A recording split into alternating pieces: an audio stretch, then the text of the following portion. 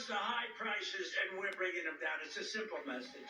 But that's our message. They gave you high prices. They gave you the highest inflation in history, and we're bringing those prices down rapidly. Lower prices, bigger paychecks. You get it. In less than 1 year, President Trump has made a lot of progress.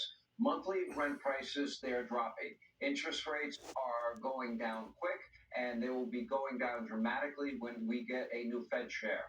Gas prices, that's at a 4-year low. That's a nice tax cut for hardworking Americans, and they're going lower. In some areas of the country right now, gas is now below $2 a gallon. Even fake news CNN, they couldn't help but spread the good news themselves. Take a look.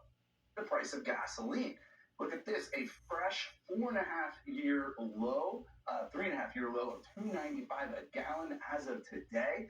That is miles away from the all-time high set back in 2022 under former President Biden, about $5 a gallon, and it is lower, although only a little bit lower than at this point last year.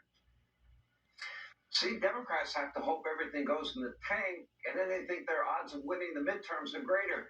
This is great news. It's great news for hardworking men and women, the people that make the country great. It is only the beginning after 4 years of massive inflation under Joe Biden, Kamala Harris, and the work of President Trump. And this administration is far from over. Thankfully, as the president outlined tonight, he is focused like a laser on bringing down costs, driving up growth like never before. All right, here with analysis, reaction to the president, former Trump economic advisor, co-founder of Unleash Prosperity, Steve Moore is with us. So the indications are we're seeing good GDP growth, we're seeing lower interest rates, inflation way down, gas prices way down. But I would argue that the crux of Donald Trump's economic plan, trillions in committed dollars for manufacturing, the largest tax cuts in the history of the country. We're both supply siders. We believe that will stimulate economic growth, double revenues to the government like Reagan did, create millions of new high-paying career jobs.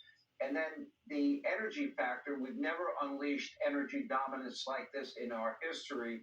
I think when you factor all that in, where are we going to be at the end of the second quarter of next year? Well, first of all, as someone who's worked with Donald Trump on the economy and advised him, I wouldn't have guessed that. I thought it would take him 2 years to fix all of the problems and the holes that Joe Biden put us into. And here we are, 10, 11 months, and he has fixed so much of what is wrong.